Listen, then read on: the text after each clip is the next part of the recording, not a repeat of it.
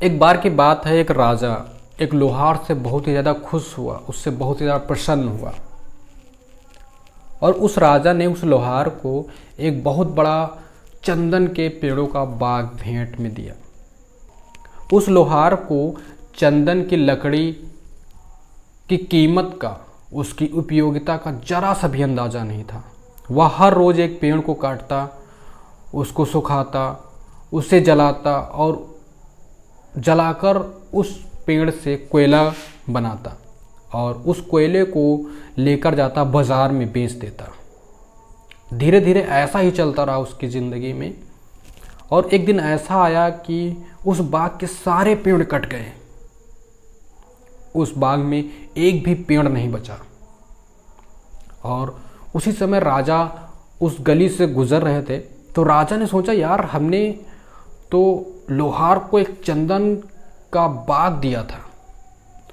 अब वह लोहार तो बहुत ही ज़्यादा अमीर हो गया होगा, क्योंकि उसने बहुत सारे चंदन के पेड़ बेचे होंगे, उसको बहुत सारे पैसे मिले होंगे। राजा सोचा, चलो ठीक है, मैं चलता हूँ, आज लोहार से मिल लेता हूँ।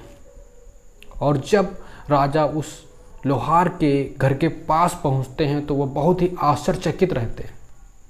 राजा सोचता कि यार ऐसा कैसे, मैंने तो इसको चंदन के पेड़ों का बहुत बड़ा सा बाग दिया था, इसको तो बहुत अमीर बन जाना चाहिए था। राजा सोचते चलो ठीक है, मैं इसकी सच्चाई का पता लगाता हूँ कि आखिर बात क्या है। राजा जब उसके घर जाते हैं तो लोहार से मिलते हैं और उससे पूछते हैं कि तुमने इतने सारे पेड़ों का क्या किया। तो वह लोहार बोलता है कि साहब, हम पेड़ को जलाकर उनका कोयला बनाकर बाज़ार में बेचते थे, उससे हमें पैसा मिलता था और हम उसी से हमारा घर चलता था। तभी राजा उससे पूछते हैं कि क्या तुम्हारे पास थोड़ी सी भी लकड़ी बची है उस जंगल की। तब लोहार बोलता है जी हाँ, और दौड़कर वह जाता है अपने घर से कुल्हाड़ी को निकाल कर लाता है। कुल्हाड़ी में जो बेंट लगा हुआ था वह चंदन के पेड़ का था। राजा बोलते हैं इस बेंट को निकालो, और वह लोहार उस बेंट को निकालता है। राजा उसे चंदन के व्यापारी के पास भेजते हैं कि जाओ वहाँ पर इस बेंट को बेच कर आओ। और लोहार जाता है चंदन के व्यापारी के पास, वहाँ मिलता है उससे और उस बेंट को चंदन के व्यापारी को बेचता है। उसके बदले में उस व्यापारी ने उसको ढेर सारे पैसे देते हैं। तब उस लोहार को पता लगता है कि ये लकड़ी कितनी कीमती थी और वह इसे जलाकर बेच रहा था।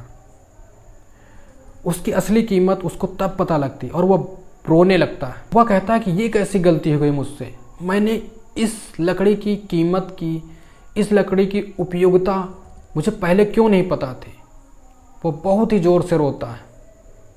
फिर वह रोते हुए राजा के पास में आता है और राजा से बहुत विनती करता है कि राजा, आप हमें एक बाग और दे दीजिए।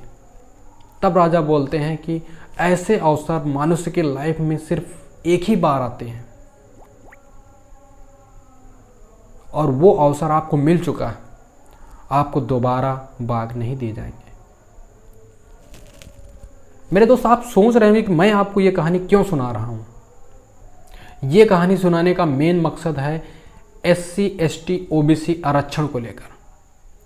हमें जो SC ST OBC आरक्षण मिल रहा है ठीक उसी प्रकार से है जैसे चंदन के बाग थे, और हम लोग ठीक वैसे हैं जैसे लोहार, क्योंकि लोहार ने चंदन के बाग की उपयोगिता नहीं समझी, वैसे ही हम लोग अपने आरक्षण की उपयोगिता को नहीं समझ रहे हैं। हम लोग फ्री राशन, चंद पैसे, गैस, इन सब के लालच में अपने इन अधिकारों को खोते जा रहे हैं और हम हर बार वही प्रतिनिधित्व चुन रहे हैं जो हमारे इन अधिकारों को हमसे छीनता जा रहा है। मेरे दोस्त, मैं बोलता हूं, आप अभी से सुधर जाइए, आप अपने संवैधानिक अधिकारों को जानिए, आप अपने संवैधानिक अधिकारों को मजबूती दीजिए, आप उसका प्रतिनिधित्व करिए जो आपके संवैधानिक अधिकार को सुरक्षित रखता है, जो आपके संवैधानिक अधिकारों को आगे बढ़ाने की कोशिश करता है, ना कि आपके संवैधानिक अधिकारों को पतन करता है, ना फिर उन्हें ख़त्म करने की कोशिश करता है। नहीं तो एक दिन ऐसा आएगा जिस प्रकार से वह लोहार पछता रहा था कि हमारे पास चंदन के बाग थे, उसी प्रकार से आप भी पछताएंगे कि आपके पास संवैधानिक अधिकार, संवैधानिक आरक्षण था और आपने उसकी उपयोगिता को नहीं समझा। आप संवैधानिक अधिकारों, संवैधानिक आरक्षण जो आपको मिल रहा है उसकी उपयोगिता को समझिए, उसकी उपयोगिता का लाभ उठाइए, ना कि आप फ्री राशन, चंद पैसों, गैस सब्सिडी इनके पाछे आप उनकी उपयोगिता को खोते जाइए। मेरे दोस्त, जो मैं कहना चाहता हूँ आपको समझ में आ गया होगा। अगर आपके समझ में आ गया है तो आप अपने दोस्तों को भी समझाइए, ये वीडियो उनके पास शेयर करिए, और भी जो फैमिली मेंबर, ग्रुप, उनके सबके पास ये वीडियो शेयर करिए। और आगे आने वाला है चुनाव, और आप उसी का प्रतिनिधित्व करिए जो आपको संवैधानिक आरक्षण की मजबूती देता है। आज का वीडियो यहीं तक कि मेरे दोस्त, तब तक के लिए जय हिंद, जय भारत। और